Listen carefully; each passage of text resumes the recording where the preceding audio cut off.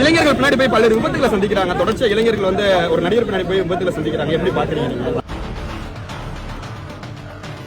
புதிய நடிகர்கள் வரவா நம்ம நடிகர்கள் சார் எடப்பாடி பழனிசாமி தொடர்ச்சியா விமர்சனம் பண்ணிட்டு இருக்காரு. நிதி மேலாண்மையை கையாள தெரியலன்னு சொல்லி விமர்சனம் பண்றாரு. தோல்வியினுடைய உச்சத்து போயிட்டாரு. அதனால விரைச்சில போறாரு.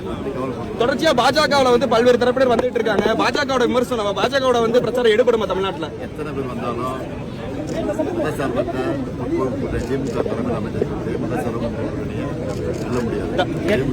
செக்ரட்டரியை மாத்தினாங்க. சென்னை என்ன வேணா பண்ணட்டும். இதோட இன்னும் பண்ண போறாங்க. தமிழ்நாட்டுல சட்டமன்ற தேர்தல் டெல்லிக்கும் தமிழ்நாட்டுக்கும் சொல்லி சொல்றாங்க அப்படின்னு சொல்லி எடப்பாடி விமர்சனம் கடுமையான குற்றச்சாட்டுகள் முன்வைக்கிறார். ஆமா, தமிழ்நாட்டுக்கு அதிமுக வந்து டெல்லி அடமான குத்தகை போயிட்டாங்கல்ல, வாடகை வந்து அங்க அடிமையாயிட்டாங்க. அதனால டெல்லி தான் ஆட்சி நடக்குது. ஒரு திராவிட கட்சி இது மாதிரி போனதை எப்படி பாக்குறீங்க? அதிமுக அந்த நிலைமைக்கான வேதனை பண்றோம். புதிய நடிகர்கள் வரவா நம்ம நடிகர்கள் கட்சி யாரு வந்தாலும் நாங்க கூட பண்ணலாம். இல்ல இளைஞர்கள் பின்னாடி போய் சொன்னீங்க. இப்ப களம் வந்துருச்சு. இப்ப இருக்கிற சூழ்நிலை பார்த்தா இந்த தொகுதி இன்னைக்கு வந்த மக்கள் எழுச்சி பார்த்தா 234 வந்து இளைஞர்கள் பின்னாடி போய் பல்வேறு விபத்துகளை சந்திக்கிறாங்க. தொடர்ச்சியா இளைஞர்கள் வந்து ஒரு நடிகர் பின்னாடி போய் விபத்துகளை சந்திக்கிறாங்க. எப்படி பாக்குறீங்க? நாட்டு மக்கள் நீங்க என்ன அட்வைஸ் பண்றீங்க உங்களுக்கு?